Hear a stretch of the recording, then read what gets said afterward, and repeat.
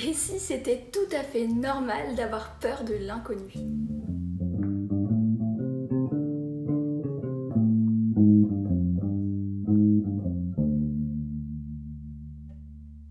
Bonjour et bienvenue, merci infiniment d'être là aujourd'hui. Je m'appelle Florie et je suis écrivaine de science-fiction et de polar, parfois en même temps. Et aujourd'hui, on continue la petite série où je vous présente des idées et des notions qui m'ont énormément aidée dans mon parcours artistique. Donc la semaine dernière, on a parlé de biais de confirmation, il y a 2 semaines, on a parlé de croyances limitantes. Et donc cette semaine, j'ai envie de vous présenter la notion de zone de confort. Alors qu'est-ce que c'est que la zone de confort? Je pense que c'est assez parlant. Ça rejoint encore une fois l'idée que notre cerveau est là pour nous aider à survivre et à rester en vie, et que du coup le cerveau a envie qu'on reste dans un environnement très familier et qui nous donne peur du risque en fait, puisque le risque c'est potentiellement le risque de mourir. Je vous donne un exemple concret. J'ai quitté donc un emploi salarié à l'automne 2016 pour me lancer à mon compte. Donc en soi, pourquoi pas, le salariat c'est une forme de travail, le freelance c'est une autre forme de travail. Et ce qui se passe, c'est que, bon, comme beaucoup de personnes de ma génération en France, j'ai vraiment été élevée dans l'idée qu'il fallait devenir salarié, qu'il fallait avoir un CDI, que c'était ça le but de toutes mes études, de mes 5 ans de master, etc., etc., que c'est ça la sécurité en fait, si je veux pouvoir payer mon logement, ma nourriture, soutenir ma famille, etc., la solution la plus sûre, c'était d'avoir un CDI. Et du coup, quand j'ai démissionné, la chose que je n'avais pas du tout prévue, surtout quand j'ai après préparé ma petite entreprise, etc., c'est que je me suis retrouvée pendant des mois et des mois à lutter contre mon propre cerveau. C'est-à-dire qu'il m'a fallu déjà plusieurs semaines pour me dire, ok, à l'époque j'avais décidé de réviser le CAPES d'anglais pour devenir prof d'anglais. Donc il n'y a aucun problème à être prof d'anglais, hein. Je trouve que c'est une profession qui est hyper utile dans la société et ça reste un plan B dans ma tête parce que j'aime beaucoup l'enseignement et j'aime beaucoup transmettre. Mais quelque part, c'était rester dans ma zone de confort. C'était mon cerveau qui avait trouvé un moyen de dire « Ok, tu veux pas être en CDI, ça te dit pas d'être fonctionnaire ?» Alors là, niveau sécurité, c'est même un cran au-dessus si vous voulez. C'est non, non, on sort pas de la grotte, tu veux pas plutôt aller un peu plus au fond de la grotte?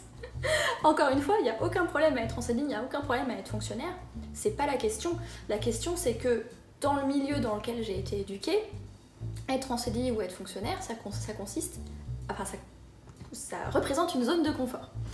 Et à ce moment-là de ma vie, ce dont j'avais envie moi personnellement, ça ne veut pas dire que tout le monde devrait avoir envie de sortir de là, c'est pas la question, c'est juste un exemple personnel. Là, à ce moment-là de ma vie, j'avais envie de retrouver ma liberté d'emploi du temps. C'est vrai que par rapport à ma personnalité à moi, l'indépendance et l'autonomie, ce sont mes valeurs clés, hein. Avec l'authenticité, la simplicité, la créativité, c'est des valeurs qui me portent vraiment dans ma vie. Et j'étais vraiment très très malheureuse dans un boulot avec une hiérarchie très stricte, où je décidais pas de comment je passais mon temps, où je décidais pas quand est-ce que je prenais mes vacances, etc., etc. C'est quelque chose qui était vraiment, qui me rendait malheureuse. Et donc j'avais identifié, donc la partie rationnelle de mon cerveau avait identifié que ce serait peut-être pas mal de tester un boulot indépendant, un boulot freelance, un boulot où c'est moi qui choisis la manière dont je passe mon temps. Sauf que voilà, il m'a fallu presque 6 mois en fait pour oser me dire le CAPES d'anglais, je pourrais toujours le passer plus tard si vraiment je tiens à devenir prof d'anglais.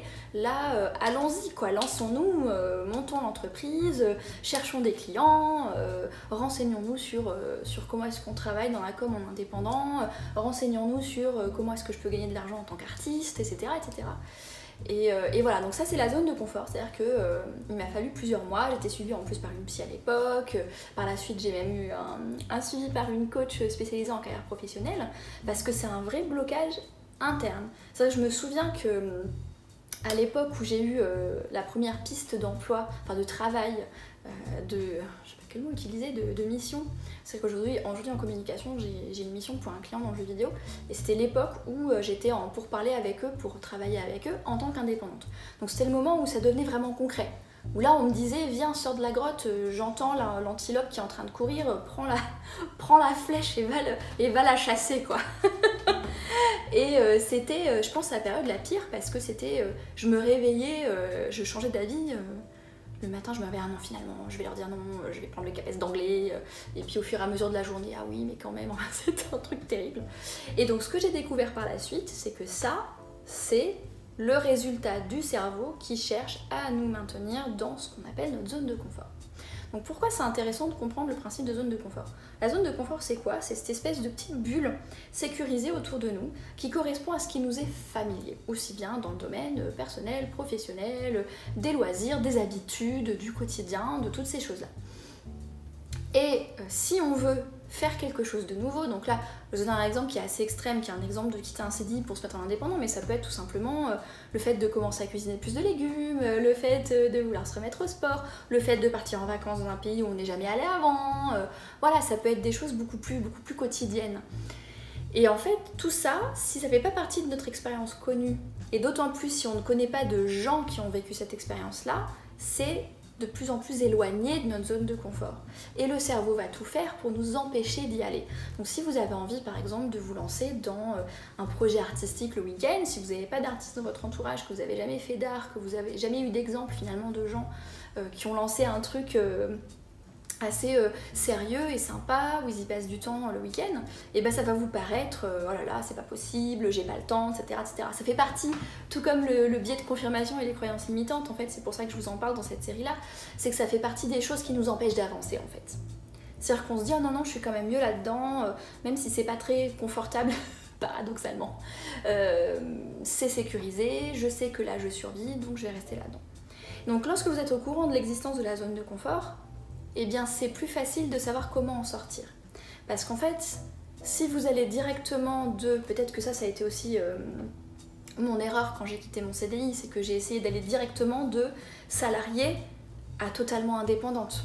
Pour revenir sur la question de la carrière, il y a pas mal de personnes en fait, quand elles montent leurs entreprises ou qu'elles changent de carrière pour devenir artiste, etc., où il y a de la transition en fait. Soit c'est une histoire de réorientation où il y a à nouveau une formation, des cours, où du coup les gens sont avec d'autres personnes, mettons je sais pas moi, un cadre qui veut devenir fromager, qui va faire une formation de fromager, bah, il va être entouré d'autres apprentis fromagers, va avoir son petit réseau de fromagers, et du coup au moment de monter sa fromagerie, c'est plus si éloigné que ça, c'est-à-dire qu'il a étendu sa zone de confort au fil de sa formation en rencontrant d'autres fromagers, en rencontrant d'autres apprentis, d'autres gens qui changeaient de carrière avec lui, etc. etc. De la même manière, d'autres personnes, ce qu'ils font, c'est qu'ils commencent à prendre des petites missions en dehors de leur travail, mais sans quitter le travail. Commencent à faire, par exemple, je sais pas moi, monter un podcast ou proposer un accompagnement de coaching ou je sais pas quoi. Donc c'est finalement monter un peu leur business freelance, mais tout en ayant quand même encore leur boulot stable. Ou alors qu'ils passent d'un CDI temps plein à un CDI temps partiel pour pouvoir développer leurs activités. C'est-à-dire que c'est des choses qui se font de manière plus progressive. Moi, j'ai été un petit peu brusque dans ma manière de faire les choses. Donc tout ça pour vous dire qu'une manière justement d'apprivoiser cette zone de confort, c'est de ne pas essayer de sauter vers ce qui vous fait le plus peur, mais plutôt de commencer par quelque chose qui est juste au bord de la porte d'entrée de la grotte, vous voyez. Vous sortez juste quelques pas, vous sortez à l'air libre, vous voyez, qu'est-ce qui se passe? Est-ce que je risque quelque chose? Non, ça se passe bien. Il y a ça qui marche bien, il y a ça qui marche pas. Oulala, le sol il est glissant en dehors de la grotte, je vais mettre des chaussures à crampons. Et puis hop, on essaie d'aller un petit peu plus loin. Et c'est une manière déjà de contrecarrer un petit peu cette tendance de notre cerveau de nous rabattre vers quelque chose de sécurisé, parce qu'encore une fois, c'est un instinct de survie et on ne pourra jamais s'en débarrasser. On ne peut que vivre avec, un petit peu comme tout le reste.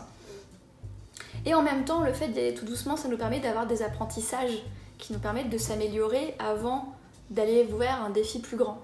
Donc pour des exemples du quotidien, ça peut être... vous décidez de vous remettre au sport avant d'aller courir un marathon, peut-être qu'on va commencer par courir 2 km autour du pâté de maison, puis faire un petit programme de préparation à une course de 5 km, puis 10 km, etc., etc., etc. Pareil pour les changements alimentaires, on va pas passer du jour au lendemain de bouffer des pizzas tous les jours à cuisiner des légumes. Peut-être qu'on peut réduire la part pizza, rajouter de la salade, cuisiner des légumes 1 fois par semaine, puis 2 fois par semaine, vous voyez, l'idée d'y aller progressivement. Et en fait, le fait d'être au courant de comment ça fonctionne, et bien ça vous permet, quand vous allez mettre en place un plan, un projet avec des étapes, etc., ça vous permet de passer par des étapes intermédiaires qui font moins peur. Là par exemple, pour vous donner un autre exemple autour de mon activité indépendante, donc par rapport au voyage créatif, qui est ce canevas que j'ai créé pour vous aider à remettre de l'énergie créative dans vos projets et vous aider à suivre, trouver et suivre votre voie VOIE et VOIX, j'en ai parlé dans des vidéos précédentes. Et aujourd'hui, je suis en train de mettre en place des nouvelles choses autour du voyage créatif. Donc un guide complet qui va être vendu sur une boutique en ligne, et puis je commence à faire tout ce qui est atelier et accompagnement. Et moi qui suis très introvertie, c'est quelque chose qui est très en dehors de ma zone de confort, d'aller parler à des gens, d'aller faire des ateliers devant des vrais humains, etc. C'est beaucoup plus facile pour moi de parler à une caméra.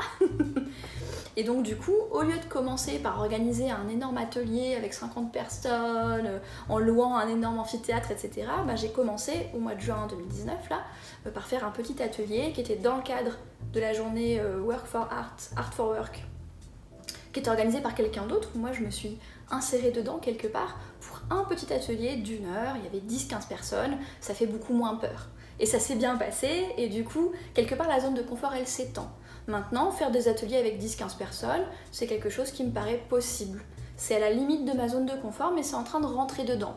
Et du coup, en fait, la zone de confort, elle s'étend petit à petit, donc on peut continuer à avancer à petits pas pour continuer à sortir de cette zone de confort, continuer à l'étendre, et du coup aller vers cet inconnu, aller vers ces choses-là que vous avez envie de faire, qui sont pas familières, qui correspondent pas à ce que vous faites aujourd'hui, mais qui correspondent à peut-être un désir que vous portez, une envie que vous portez d'aller vers des nouvelles choses.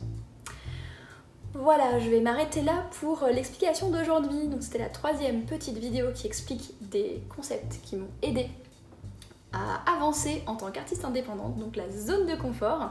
Si vous avez des questions, des commentaires, des choses que vous avez envie que j'approfondisse, n'hésitez pas à me le dire en commentaire sous la vidéo ou sur les réseaux sociaux où je suis Florie Taylor. En attendant, je vous remercie infiniment de m'avoir regardé jusqu'au bout.